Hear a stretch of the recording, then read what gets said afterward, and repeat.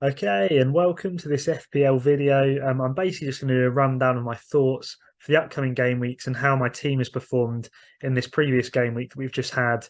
I watched kind of a lot of the FPL videos, and I'm basically just going to try and give a brief summary of my thoughts, having sort of taken into account the information they've given.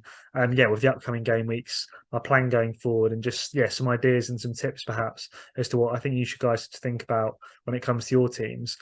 So starting off. I was pretty pleased with how my team has done this week. I actually played my bench boost, and I managed to put in 110 points because I was basically really happy with every single player in my squad for this week. I'd played my wild card a few weeks ago, and I figured, in a few weeks' time, my team might change to the point where I've got some bench fodder that I'm never going to want to play. And when it comes to bench boost, you want to have a strong bench. So the Brentford boys had a really nice fixture, and they came in absolutely brilliantly for me. So I got 27 points off my bench, which I feel like made the bench boost worth it, even though it wasn't a double game week bench boost. I feel like I could justify playing it. The only sort of slight snag to my sort of feeling happy about the bench boost was that if I could have played two chips in one week, I'd have loved to have triple captained Rashford this week. But I figured I can triple captain Haaland this coming game week, which is going to be my plan. Unfortunately, with City's latest results and performances, it concerns me slightly. However, we know what City are like. We know what Haaland is like at home to Villa, who just shipped 4 goals against Leicester. I'm hopefully he's going to return nicely for me. And against Arsenal, it's a huge game. They need to win to kind of have a kind of decent chance of winning the title. So again, I think even with that incentive, I think Haaland has a decent chance of returning in that game as well. So I'm hopeful for Haaland this coming week. Um, this is roughly how my team is looking. So I've got a few doublers. I've got the Newcastle defenders against the Bournemouth boys. I've got my Matoma on form. Quick point on Matoma.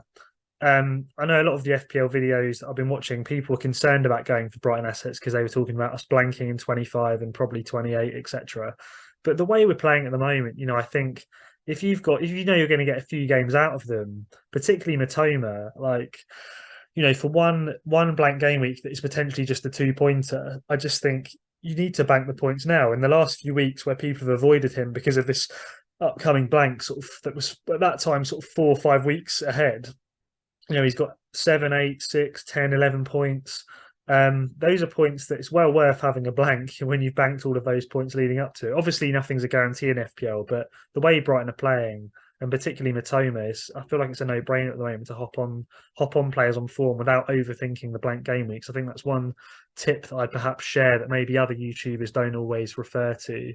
If a player's on form and you've got a few weeks before they're blank, just get them in, get their points. The blank's just one game week, and like I said, it might just be a 2 points that you've missed out on, and you may have another player anyway to cover them. And I think blanks are overthought. You do need to plan for them. You don't want to go into a blank with like 4 or 5 players, but I think for the sake of leaving someone else on red hot form, it's just not worth it. So yeah, happy with my Matoma. Odegaard and Saka, I think they're the two Arsenal midfielders you really want. Martinelli's in our rotation risk. I still am not convinced about Nketiah's guaranteed minutes. Obviously, Jesus is back soon. Trossard, who's just come from my beloved Brighton, I know he can play out there. He's played up there a few times for us. Even Martinelli can play out there. I think Nketiah isn't completely rotation free, and obviously when Jesus is back, he's in big danger of minutes. So Saka, Odegaard, and then if I could have afforded Gabriel on my wild card, I would have gone for him, but I had to settle for White. So they'd be my 3 Arsenal picks, which I think a lot of people are leaning towards now. Fernandez this week, I'm probably going to do Tamares to get a third City doubler and just hope that he gets a decent number of minutes and a return. And then, very happy with Kane, who keeps ticking over up front, and obviously Haaland. Nothing more that's needed to be said about him. And I'm hoping Edison finally gets some points after Kepa keeps outscoring him, which has been frustrating with, City not conceding loads of chances, but still conceding the odd goal. But hopefully Edison comes through in this double game week. And then moving forward, I'm just going to have a quick look at the fixture ticker. So with the fixture ticker then, there are a few teams that are particularly worth noting off the back of a recent announcement. So we've got Wolves, Liverpool, Everton, and Arsenal that have all just been announced with a double game week 25, which I think is really interesting because game week 25 is a partial blank game week, and now it's also a double game week. So there's a few sort of teams there that yeah, could either make or break you, so to speak. And I'm actually half considering free hitting that week, which may be ludicrous because game week 28 and game week 29 could well be carnage, with the load of blanks scheduled potentially of the FA Cup games, and we're not knowing, unfortunately, until just after 25 as to what those blanks will be. But the fact that there's double games in this blank game week 25 and the way my team is set up, I've got a fair few Newcastle, Man United, I've got my Brighton player, etc., that are going to blank. By the time I get to 25, not only am I going to have either a few players missing out on playing, so with a squad of sort of 9 players playing, or taking hits to make up an 11. I'm just thinking, I could play a free hit and basically have my Haaland still, and maybe another City asset, and then just have sort of 9 doublers. And I think I'm quite tempted by the upside of that compared to, playing a free hit in a normal blank game week where I'm just going to get a load of single game week players. And either way, whatever week I don't play the free hit in, I'm going to have to scramble to try and make up, a good set of players to get enough points to get me through those weeks. And I'm just thinking, because there's doubles in game week 25, it may actually and allow me to make sort of even more points than I would do in the other blank game weeks if I do a free hit, if that makes sense. So I'm half considering that. But obviously, Wolves, Everton aren't the most appealing teams. Although under Dyche, defensively, you'd like to think you might get a clean sheet against Villa if you bring in one of their defenders. We know Wolves are very solid defensively. Again, could get a clean sheet against Fulham, even Liverpool with the way that they're playing. Um, and then obviously against Arsenal, Everton prove that they can get a clean sheet. So going to Arsenal, they might keep it fairly tight. Obviously, I don't expect them to keep a clean sheet, but they might keep the score down so you don't get sort of any minus points. And then obviously the Arsenal double won't change my team. I've already got the 3 Arsenal players. I could just have my Gabriel rather than White for that. But Liverpool's the interesting one. They've got 2 nice fixtures. Obviously, they've been awful, but attackingly, they are scoring the odd goal. Darwin and the Salah for those two, be quite pleased to have, with the points. So, yeah, it's an interesting one. It's an interesting one. I think Arsenal, are must-haves. If you haven't got triple Arsenal, then, I mean, look at the state of this. Incredible fixtures. They've got 2 doubles coming up. It's an absolute no-brainer to have Arsenal players in your team.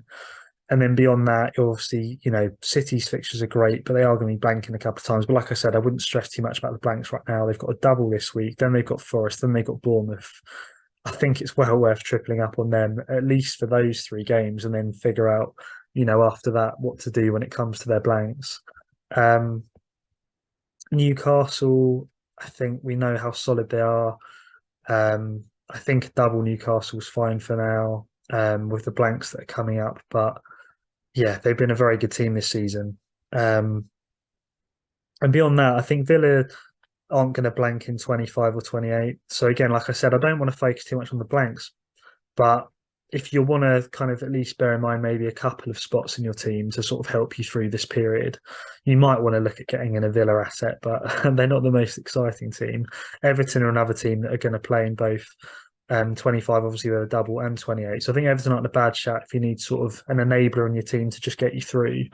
But beyond that, it's interesting. I'm quite excited by the upcoming games because it's potential sort of there's potential variance between everyone's teams, between who they go for, who they don't go for, how they get through the blank game weeks, when they play their chips. Obviously, we've got double game weeks later in the season, which are the times if you can save your chips for, you might be able to cash in even more. But I definitely think there's an argument to play the likes of the free hit in either 25, 28 or 29 when more of those blanks get announced. So yeah, very team dependent. And I think if you want to do something in FPL, do it. Like this week, I could have very easily overthought my bench boost, but I just really wanted to play it. I wanted to play the Brentford boys. There was no one I wanted to bench. I thought I've got an option here this week, an opportunity to have a squad of 15 players that I'm all happy to play. And they've come in for me, and I think I'd have regretted it so much if I didn't play it based on how Mbomo and Henry have done. So if you want to do something in FPL, do it.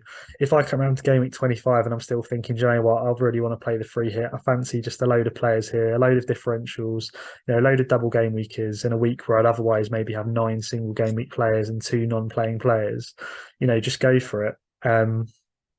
And yeah, that's probably where I'm going to leave the video.